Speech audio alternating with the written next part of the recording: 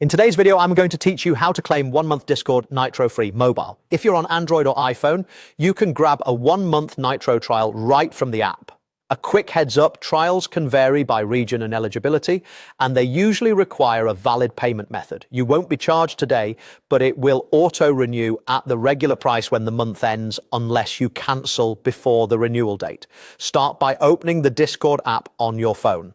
On the bottom bar, tap your profile icon in the lower right corner to open your user settings. From here, scroll until you see the Nitro section and select it.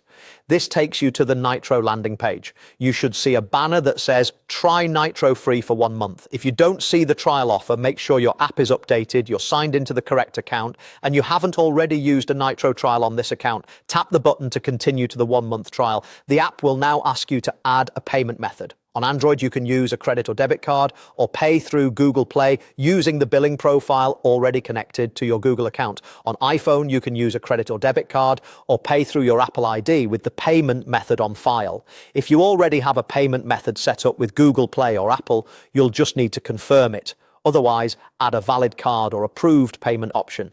Double check that the price shows $0 for the first month before you confirm.